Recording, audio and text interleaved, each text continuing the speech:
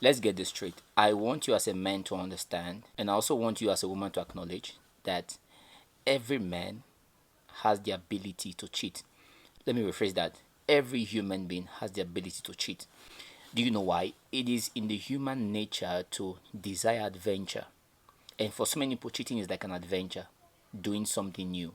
Now, that is in the nature of everyone, and more so in the nature of men. So, I want you to believe, pastor, bishop, apostle, CEO, whatever you have the ability to cheat. Everyone have it in them to cheat. That's the nature of the human. Now the question is it possible to stay without cheating? Absolutely yes. And how do you do it?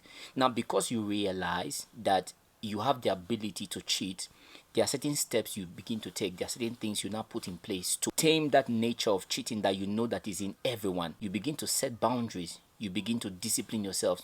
You put boundaries in place. There are people who do not chat with opposite sex outside work. There are people who do not visit the house of opposite sex alone. There are people who would say, I would not chat with any woman, regardless of who she is, after 6 p.m. There are people who say, I will not have a female friend. So there are boundaries you need to put in place because you know that you have the ability to cheat. Everyone does. So if you want to avoid cheating, you need to now set boundaries that will help you, that will tame you from cheating. I believe anyone who has fallen into infidelity is simply because you do not set boundaries. You ignore these things. How do you think that you're going to spend so much time with a lady who is not your wife and you won't end up cheating with that lady?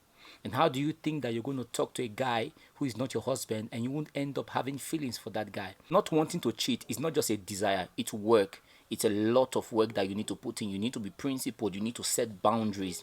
You need to be disciplined. There are certain things that you must not do, that you must say you must not do no matter what. I, for one, if you're dying and you're a lady, if there's no one to accompany me to your house, I'm not going. Jesus would have to come and save you. Those are the boundaries I've set for myself, and it's helping. You also, as a man, you need to determine, you also, as a woman, you need to set up boundaries for yourself that these are the things I would not do, and these boundaries helps you and guards you against cheating. You're welcome.